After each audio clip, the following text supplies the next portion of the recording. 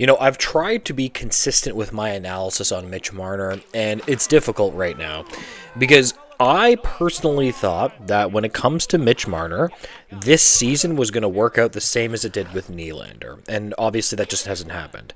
We know that with Nylander last year, he just ended up, re-signing, and it ended up working out. Actually, he's performing up to his contract, and if he keeps on performing at this level, he might even be outperforming his contract.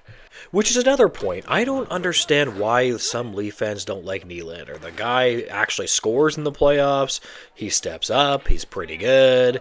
He's just signed here for 8 years without any mucking and crying. Maybe they have a bad taste in their mouth from the contract holdout, the first contract holdout. I don't know what it is, but it just seems that they're not fans of him, and I really don't get it. I actually think Nylander is an unbelievable player, and he plays up to his contract as well. But with it coming so close to Mitch Marner, possibly leaving. I mean, we're talking about July 1st, right? That's not that far away, and we are talking about him possibly not being a Toronto Maple Leaf right now. Now, I've looked at this from a couple of different ways. Is he going to actually leave? Like, is he really actually just trying to put the screws to the Maple Leafs? That could very well be it. But one of the things that I like to do is keep an eye out for what people that are very close to the Maple Leafs are saying. That is one of the biggest things. And who's closer to the Maple Leafs than Jonas Siegel, James Myrtle? They know a lot about him. And they see him every day.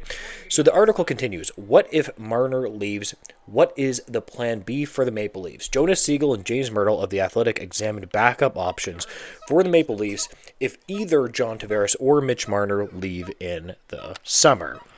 Now, again, this is something that they absolutely have to consider, and you might have to go to UFA. Now, if you do this, it's risky, though. From my opinion, this is going to be absolutely risky. I'm not saying they shouldn't do it, though, because, again, if Mitch Marner just starts meatballing around so much, you might have to just look at other options here, right? Because you don't know what's going to happen with you. You always want to keep Mitch Marner as a backup plan, but, and again, if he has a bad playoffs again, it doesn't show up again. I mean, Leaf fans, you can jump in the comments. Do you really want him to stay if he has another bad playoffs? I don't know.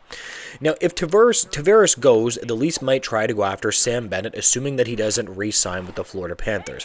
I personally think that they should go after Sam Bennett anyway and just shift John Tavares over to the center or put him on the third line or whatever. If not Bennett, Matt Duchene might be an option. They write, Duchene has been signing for a bargain with the Stars lately, just $3 million a season on one-year deals, which adds another layer to considering him as an option. Would he take a discount to come play close to home of Haliburton, 200 kilometers north of Toronto? I always forget that Matt Duchene is a Haliburton guy. If Mitch Marner leaves, and then we're going to be talking about Mitch Marner right now, they also have Brock Nelson and Mikael Granlund as possible targets. Of all of those options, I would probably go for Duchene for all of those options. I'm not a huge fan of Granlund, in my opinion. I think that he's not bad, but I don't like him playing center that much. And again, John Tavares is having an excellent year.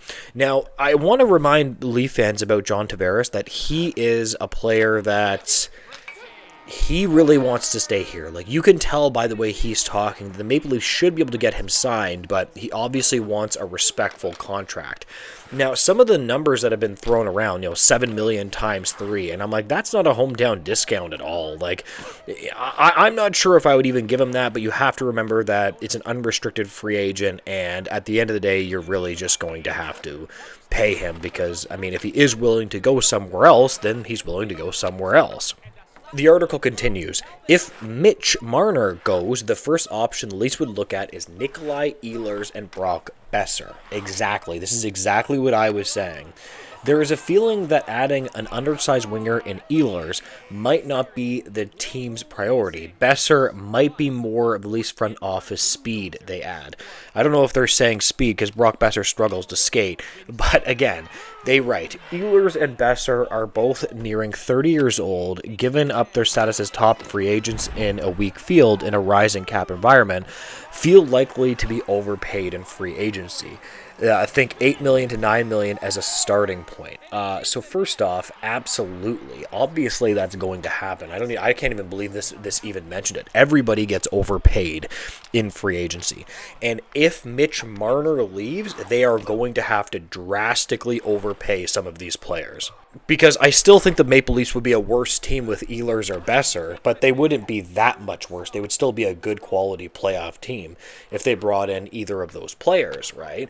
But, I mean, you're going to have to pay them. Like, for example, apparently what Besser wants from the Vancouver Canucks is about $9 million a season times 5. That's what Elliot Friedman said the last time I looked into that. Are you willing to give that for Besser? I mean, that is an overpayment, in my opinion. I think he's probably closer to an $8 million player, but that's just my opinion. If the Leafs chose not to work with a smaller UFA market on a long-term signing, they could pursue someone on a 1 or 2 year deal. Brad Marchand might be a name to watch in that regard. They also suggest Patrick Kane could be an option. Backup options include JD Benn, Claude Giroux, Drouin, Taylor Hall, and Brendan Saad. Whew, boy, oh boy. That is... See, if you're not getting Ehlers or Besser, in my opinion... I don't know, man. That I wouldn't go after really any of those guys. Claude Giroux has been okay. I just really, really worry about that. To be fair to Jonathan Drouin, he does have 37 points in 42 games. He's actually a pretty good offensive player. You might see that as an option. I think that a lot of people don't understand that he's actually had a pretty successful stay in Colorado. 56 points in 79 games and then 37 points in 42 games. Obviously not the perfect player, but you might be able to replace him. He's only about 30 years old. He plays left wing. He's about Mitch Marner's size, so that could be a relatively decent replacement for him.